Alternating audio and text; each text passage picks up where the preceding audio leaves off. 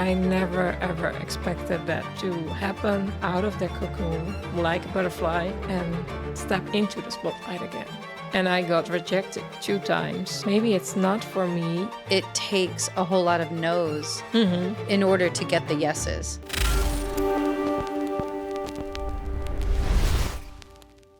Hey everyone, welcome to the Light Movement Podcast. I'm here with Nicolette Van Den Hadelkamp, and you are from the Netherlands. And so I worked on her name like for 5 minutes before this podcast. And I don't even know if I said it right. Did I say it right? Yeah, pretty She's close. so sweet. Yeah. She's so sweet. Okay, it's a hard name. For the record, so that everybody knows the trueness of your name, you say your own name. Van Den Hadelkamp. Okay, there you go. Yeah. You know, my maiden name was Giorgio Papadakos. Yeah. So now I have to say that. Nobody could say it. Yeah, can you say it? Giorgio Papadakos. That's pretty good. I mean, it's hard. Probably about as bad as I said it. Okay. Yeah. Okay. Yeah, that was rough. And everybody thought my name was Georgia and my last name was Papadopoulos. Because there was a TV show in the United States where the guy's name was George and his last name was Papadopoulos. Oh, yeah. And I forget the name of the show, but it was some sitcom that was on. So everybody's like, oh, George Papadopoulos. Anyway. It's funny. Okay, so Nicolette, tell everybody a little bit about yourself and what you've been doing. Okay. I'm a Dutch artist from the Netherlands, and I took the mastery program in 2018, the very first one online. So that was super cool. And since I graduated, I became a full-time artist, and I never, ever expected that to happen. But it did, and I'm very happy where I am in life now with my art career, and yeah, it feels like living my dream. I create a lot of art, cool products as well, and just makes me very happy. Yeah, that's beautiful.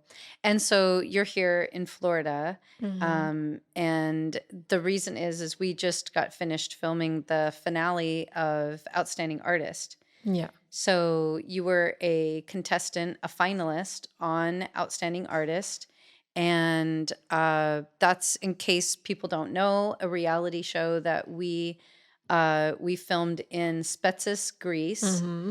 And so we all spent 5 weeks together on a Greek island in very intense circumstances. Yeah. Yeah. It sounds like, oh, so fun, a sunny island. And it was fun. We had a lot of fun, but it also came with a lot of challenges. For you, for us, for everybody. But it made it kind of, we went all through a huge transformation there, I think, because of those challenges. Yeah, for sure. So in episode, if I remember right, episode 3 and 4 were pretty rough, especially 4. That was Crossing the Threshold one, where Ava. No. But you got out in episode 5. Yeah. Yeah, you're right. Sorry. Yeah. Yeah. I crossed the threshold and then I got out. Yeah. Yeah. Okay, so episode 4 was pretty rough for all of us. That one was called Crossing the Threshold. And there was a lot of things happening behind the scenes that were very, very challenging, very difficult for all of us.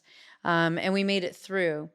And then you got out in the transformation challenge. Yeah. And so do you remember what the challenge was? What the prompt was? Yeah. We had to paint our own transformation. And the challenge was on the beach. And I remember, because there was a lot going on, you were not quite sure if we were going to do the challenge. So it was kind of like a last minute thing to create your source and everything. And everybody was tired. So, but the challenge was paint your own transformation. Yeah. And it's kind of ironic because you love the sea, you love the water, and it's a big part of your life. And I see in your stories and the things that you write about, you take your dogs for walks, and whether even in the winter, I see you Yeah. there. So I even prefer being on the beach in the winter than in the summer because I love that. There are really big beaches where I live, and I love that emptiness of it. That I have the whole beach for myself with the dogs. That's so, yeah, it feels so free. yeah, So that's what I like about winter. And since we moved to the sea, it's also that I live more by the seasons. So I started to like winter more and see the purpose of winter. oh, that's cool. That's interesting. I can Yeah. see how that even plays into your sort of, spiritual, philosophical sort of ideas and Yeah. ideas in your paintings. Yeah. So you get out in this, ironically, transformation, which is a big theme in your life and in your, you've had multiple transformations, and in your work, in your artwork. So why do you think that happened? Why do you think you on a deeper level? I mean, we know, okay, it was a last minute decision and it was Yeah. hot and there Yeah. was wind and whatever, but why on a deeper level do you feel like you got out in that challenge? Because I couldn't go through the transformation in the spotlight, in the camera. I feel like I needed more, like, the intimacy and privacy of my own cocoon to go through it. So I wasn't ready to do that in the spotlight. I was also painting all the time, like female figures or like sitting like this or from the back. Yeah. All, and in the end, super sad woman. But I couldn't do anything else at that moment because I wasn't there yet. So after I got eliminated, which made sense for me, and I could feel it coming, so I wasn't very surprised. It felt like a relief at that point, and like, okay, so this is my path, and there will be a different route for me. So it was totally fine. And then I started painting towards a point that I could come out of the cocoon like a butterfly and step into the spotlight again. Yeah. So you stepped back into the spotlight in episode 11, Yes. which was the redemption challenge. So Yeah. all the people that had been eliminated got to compete against each other for one chance to make it into the finals. And so and we know you won that, and you won it unanimously, if I remember. Yeah. And we didn't just have me and Dimitra and John judging. We had several other judges that were from previous seasons of The Outstanding Artist. So we had Barbara, we had Dahlia, we had Brie, Alana, Alana. Dahlia. So there was like 9 judges, I think, total. Yeah. And so, and it was unanimous that everybody chose yours as the winner. So that was a huge redemption and comeback. Yeah, absolutely. And I know the joy on everybody's face when we pulled the reveal off, and it was your painting that was there. It was just, you could just feel it. There was just such a tremendous celebration. Yeah. It was almost like you won. you know? Yeah. That's how I felt it. Like I wanted that moment, and everybody was celebrating with me, happy for me, and it was a victory for myself at that moment. And the painting, actually, because I've seen your work since that painting, that to me, that was a breakthrough painting. Yeah, absolutely. Yeah. Maybe the biggest breakthrough I ever had. Yeah. Yeah. Yeah, that is so cool. So amazing. Do you still have that painting, or did you sell it?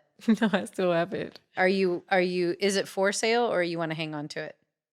It's the only painting that I can't let go of yet. I Yeah. do prints of it. Yeah. But maybe at some point I'm gonna sell it. I don't know. But at this moment, Yeah. and that never happened before with any other painting. I rarely say this to people, but I would encourage you to hang on to it. I Yeah. really would. And don't sell it, because I have paintings like that in my life, and I've sold them. Yeah. Because I have this sort of philosophy that if you hang on to those precious things, it keeps you, maybe from the next breakthrough or something. But honestly, well, I don't know because I've never hung on to one, but I have regret now. I wish I had those paintings. Yeah, you can only sell it once, the Yeah. original. And I know you said to all of us before, like, yeah, just you make another one, you make another one, because you're not supposed to hang on to every painting, because there's a lot of paintings, you make them and then you're super happy and you're like, I don't know what to sell is. Yeah. But with this one, it feels different. So Yeah. yeah, it's still with me. And I think I'm going to hang it in my house. Yeah. Yeah. Yeah. Down the road, if you get stuck and you stay stuck, then go sell it, Yeah, because yeah. that means, It's time to let go. yeah, it's time to let go. Yeah. But yeah, so interesting. Well, but you have prints of it, so Yeah, that's cool. If people absolutely. want your breakthrough painting, they can have Yeah, it as a it's print. available. Yeah. Okay, so after you won that challenge, and when was it you felt like the transformation actually occurred? Um, right in that moment, or maybe at the moment we got the challenge. The challenge was to paint your redemption, and I could feel really clear. It's time for me to step forward and not, because that's kind of my pattern that I always do in life. Also, when in crowded situation or people are very loud or there's a lot going on, I hide. I rather sit under the table and make myself small instead of, stand there with confidence. So I could very clearly feel that now I had to make a different decision and step forward instead of shrink. Wow. Yeah. So that's why I painted what I painted. I painted an angel in a vase of flowers that really stepped forward, and also with the lightning, I highlighted her. So it was, I had a clear vision for this painting, and I think that right at that moment, the whole transformation was happening. Wow, that's so cool. And so then, since then, since that transformation, what has life been like? Do you feel a change in yourself, or? Yeah, yeah, very much. Maybe there's even like, more time before the outstanding artist and after. I became way more confident in everything I do, much stronger. And if you go through such a transformation and you feel stronger, people start to react different on you, or things. I think everything is different because your energy changes. So that's what I feel. So going, way back in time, when did you first start creating or being an artist? Mm, I always was that quiet kid in the corner, drawing or coloring, like not bothering anyone. So I always liked it, and maybe it always was kind of an escape. But then when I grew older, like, I don't know, 13, 14 years, that was a really hard time in my life because I was struggling with myself and I became very rebellious. It's like something nobody ever expected from me. But I was the worst kid in high school. And people were like, yeah, you, yeah, me. And for my mom, was really like hard between us. Yeah, I think I was making her life impossible by that time. So but we have a very good relationship now, but I feel sorry for her by then. But it was kind of a reaction. It was a reaction on a lot of rejection that was happening by like other girls who were kind of treating me bad in school. So I wanted to be seen, and I became like rebellious because of that, I think.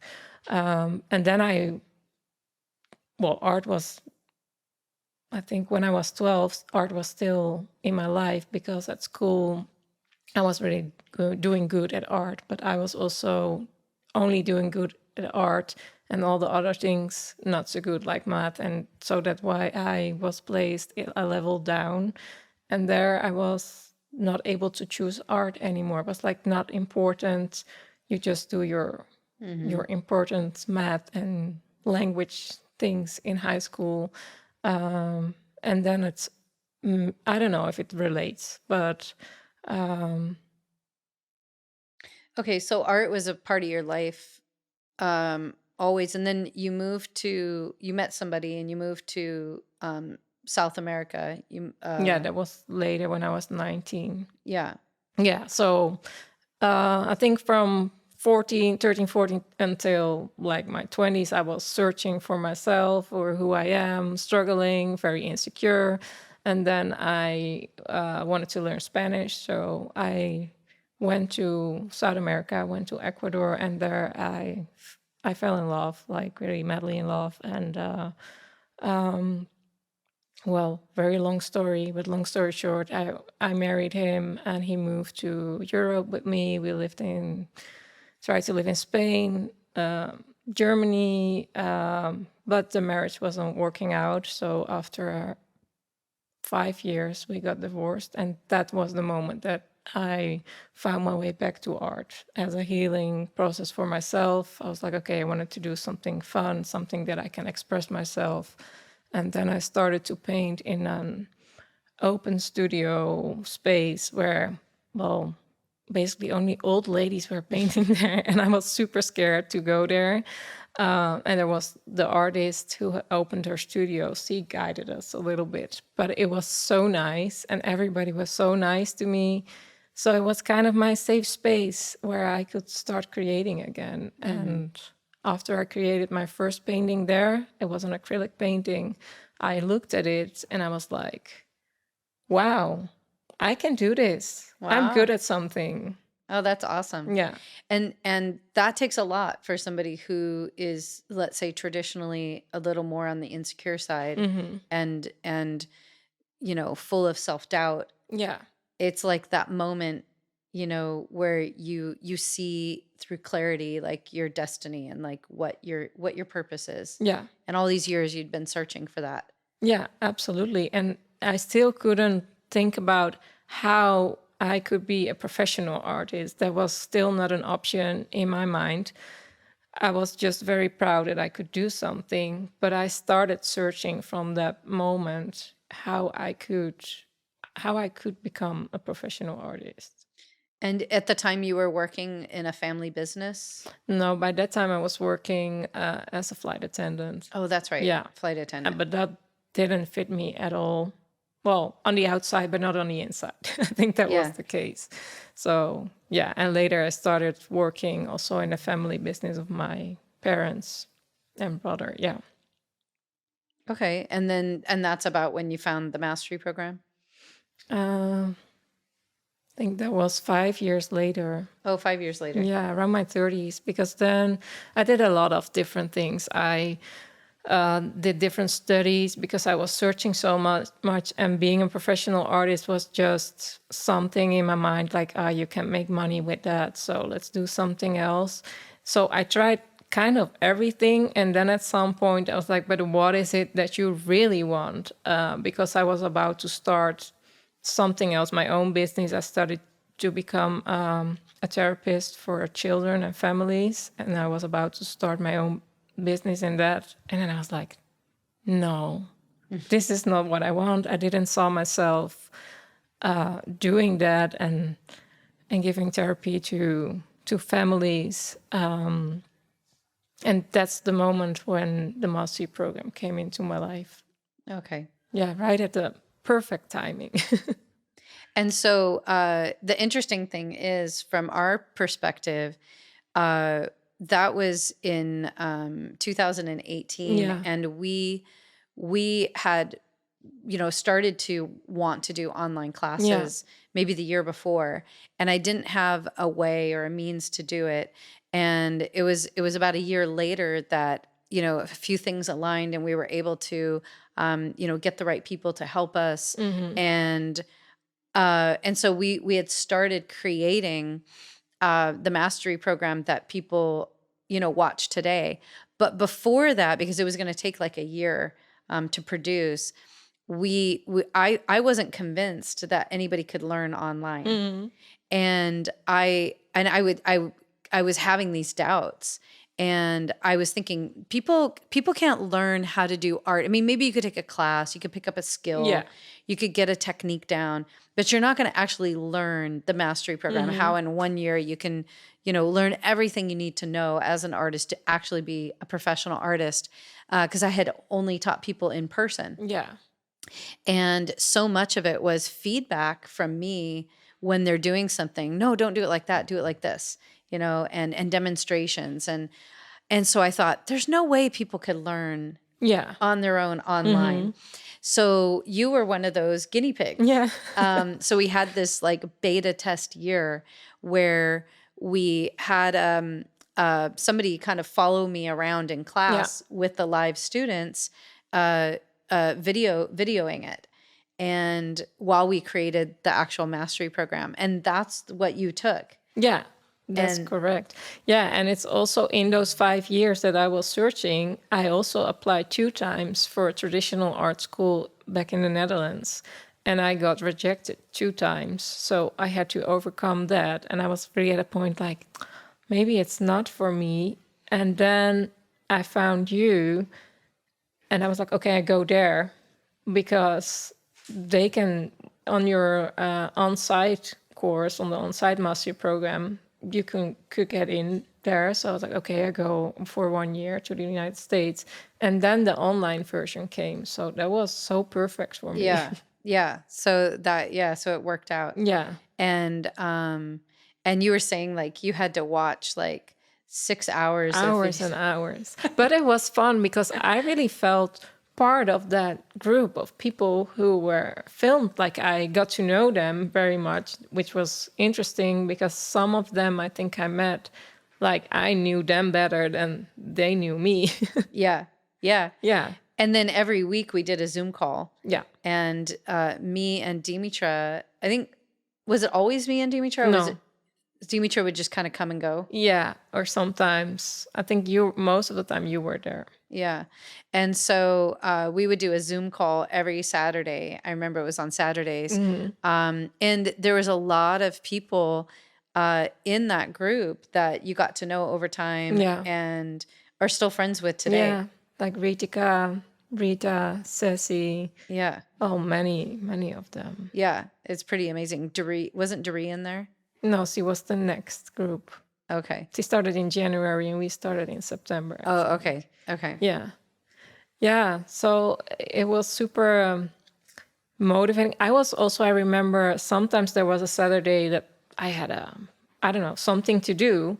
And then I was in the car with my phone because I wanted to join that Zoom call. I wanted to make it happen.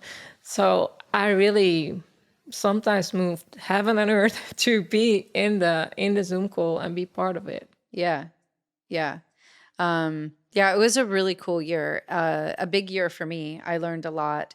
And in that year, I taught 2 in-person mastery program groups.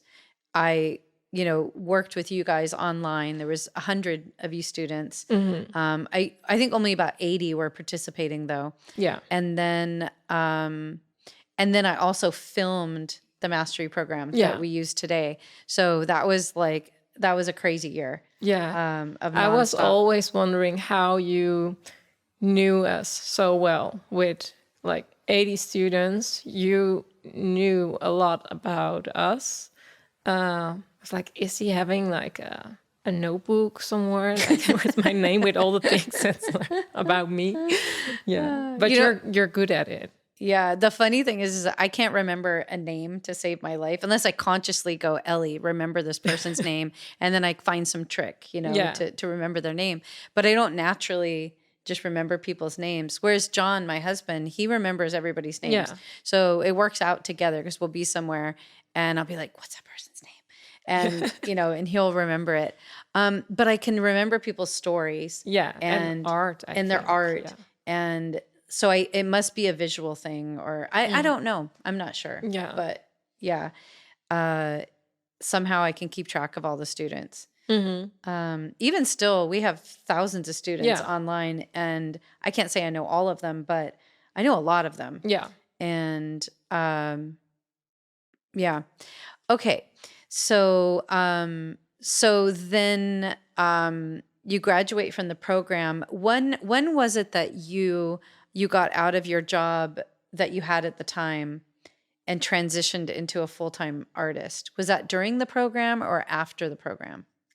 I feel I got forced by God or the universe or however you want to call it, because after the program, well, I was doing the program, I was working a full-time job, there was a lot going on in my life, and I kept saying yes to everything because I said yes to chasing my dream. So that was the mastery program, and I kept saying yes at all the other things in my life. Well, that's not a good thing to do because after the mastery program, I collapsed completely. So I was a disaster. I couldn't paint anymore for 2 months or something. I couldn't even walk. My body wasn't Oh my functioning. gosh. Like walking 100 meters, putting my foot in front of the other. I really had to encourage myself, just do it, just do it. So I was in a really bad spot after the mastery program, to be honest.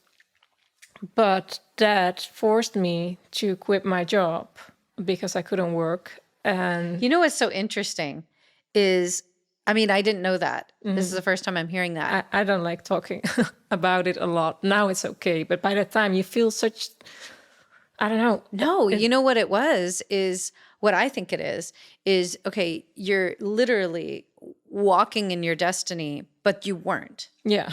because you had this job and you probably had maybe a fear or an idea. It's like, okay, if I let go of the job, that means I'm really fully a professional artist. I am really 100% in my dream. Yeah. And it's so interesting that you couldn't walk Yeah. because you had these two paths. Yeah. And how can you walk two paths? Actually in the family business. So I had to step out of the family business, which comes with a lot more because it's your family. So Yeah. it was a hard decision for me to make, although they were okay with it. But I felt like I let them down. Yeah. And then there were other things happening in my life as well, which were also giving a lot of pressure on me. But that was also a turning point because I had to say no to many things in order to chase my dream. And I also start to feel like, okay, nothing or nobody is going to hold me back to chase this dream because this is my purpose. And the mastery program for me gave me that confidence and that belief that I could truly do it.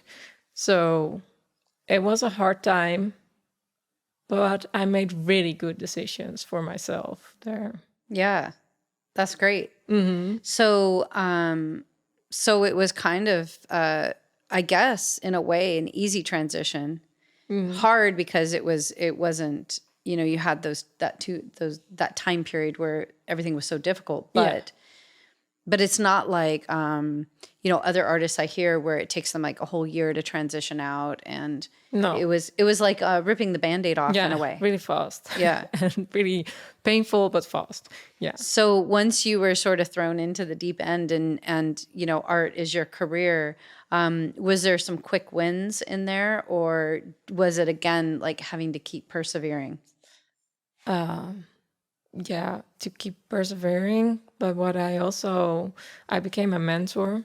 I reached out to you or Daphne to ask if I could become a mentor because I felt like that I could do that and be good at it. Yeah, plus with your family therapy background. Yeah, yeah. So I mean, not like the mentors are therapists, but well, but you have to, yeah, almost. We try not to be, but you have that compassion and that empathy and that ability to see things in other people's perspective to try to help them move along. Yeah.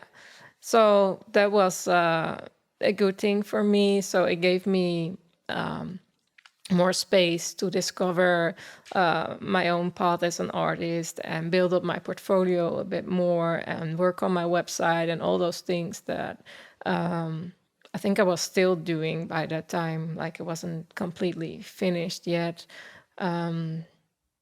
But yeah, it's as an artist, I think you have to learn how to hear no and deal with it, because you will hear a lot of no's, and you have to just keep going. If it's okay if you feel bad sometimes, you cry and you get over it, and you move on, you start painting again, or you start reaching out again to galleries or whatever you want with your art career. Yeah, I agree. It's this ability to be adaptable while still maintaining kind of that anchor of your purpose, Yeah. and not letting that go, and not Yeah. being, so adaptable or so flexible that you let go of your principles or Yeah. your core desire. But being able to kind of flow in different circumstances or change. I know for me, I've set out to do something and it wasn't what I thought. And so I have to adapt and Yeah. change and shift and go for something else. But the main core desire is always there. Yeah. Well, because for me, I don't know for other artists, but for me, it wasn't the case that I was selling my art immediately for thousands of euros. So you start somewhere. Yeah, my first artworks from the mastery program, I sold for like 50 euros or something, and then you build up, and then every time you stretch yourself, like you ask 1,000 for a painting, and then you think, oh, that's a lot. Who's gonna buy it for 1,000? And then it happens, and then you feel like, wow, and then you raise your prices, and that's how you grow, and you sell more and more. But it's not that from the first day you sell an artwork for Yeah, 10,000 or something. that's incredible. What are your price points these days? Mm, well, it depends on the size, of course, but I think the highest price point is over 6,000 right now. Yeah. Yeah. So that's great. And I feel so good. Where I in the beginning felt like, oh no, that's too much. But now Right. I feel like I had to grow in my worth for myself and my art. So I grew a lot in that. Yeah. And honestly, I'm not trying to be, a jerk, but our first art is probably not worth that much, No, no. because it's like you're trying and you're experimenting and the skills aren't quite there. You Yeah. don't really know your voice. You haven't fully stepped into it. The lucky people that buy those, though, because you have this career where, you're heading somewhere, they own a piece of that history. Yeah. And And that's really cool. yeah, it's like imagine the people that own, Picasso's painting that he made when he was 12 years old. Yeah. If you compare it to what he did later, actually, maybe it's better. I don't know. But anyway, but that's Picasso. So we'll leave that alone. But anyway, yeah, so it's so interesting. I see the same thing with Dimitra. I remember the first painting she ever sold, she sold for $50, and it was a bird. And actually, it's a friend of mine. Her name's Diana that owns it. And I imagine because she bought it from a 12-year-old. Yeah. And she believed in her and saw her potential, and it was her desire to encourage her in her art. But today, imagine what a treasure that is. Yeah. And that's so cool when people buy your art. I felt more and more, they believe in me. They support me. They believe that I will grow as an artist, and the prices of my art will rise with it. And truly, an artist like you that is so dedicated to transformation and personal growth, that your art will always evolve, Yeah. and therefore I think always hold its value. Yeah. And that's actually something I've never really thought about or talked about is how transformation and dedication to personal growth is a key ingredient, one of the key ingredients to artwork holding its value. Yeah. Yeah. I always feel like, it's a good investment. Yeah, totally. Because if you don't have that character, you will stagnate. And when you stagnate as an artist, it takes a lot to keep going. Yeah. And so a lot of artists will probably that aren't dedicated to transformation and evolving aren't committed to evolving as an artist, I think will fizzle out and not create anymore. I do enjoy it a lot, that process of evolving over and over again, and how my art reflects that, and how my art is always ahead of it. That I find that so fascinating. Yeah. That I create something and then I don't know why I'm creating this, and then months later, like, yeah, now makes sense. Yeah, it opens the door. Yeah. It's amazing. Yeah. Okay, so in thinking about the future, there is a breakthrough in the future for you and me, right? There's some sort of place of transformation. I mean, it could be next month. It could be a year from now. It could be 5 years from now. We don't know. What is it you feel like currently holds you back the most? I know it's a tough question. That's a really tough question, because I do feel so empowered at the moment, also for making it to the final and the outstanding artist. I do feel so good about it, and I have such a good vision for my art and for myself in the future. And what is holding me back is that I think sometimes playing small a little bit. I sometimes I keep myself small because I feel like, you don't want to appear arrogant. yeah, that's the word. Yeah. Yeah. And really, arrogance and false humility Yeah. are the same side of the same coin, Yeah. or a different side of the same coin. Yeah. Yeah. It's also, I'm Dutch. I come from the Netherlands, where we Want to play it small. Yeah.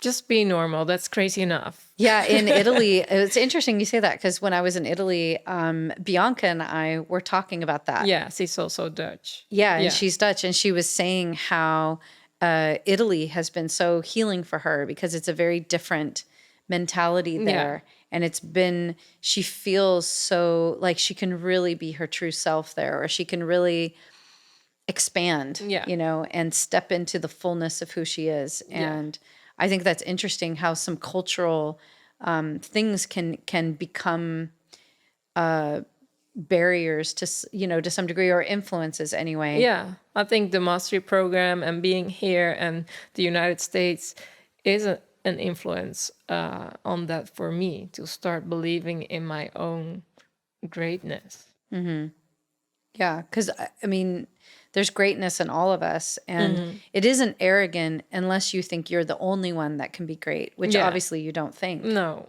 And yeah, so that's something I would love for, I don't know. Do you think that things will change in the Netherlands, that as a whole, of course there's individuals and everybody's different, but as a whole, the Dutch culture will embrace of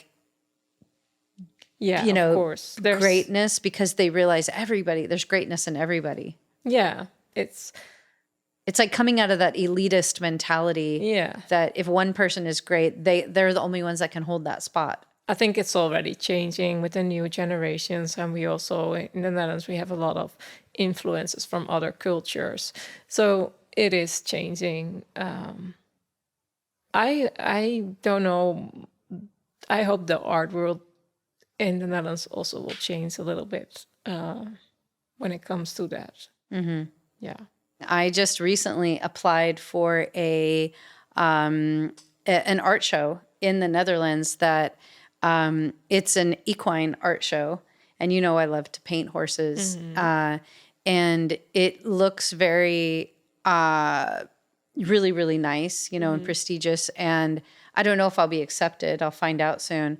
But if it is that sort of elitist, hoity-toity kind of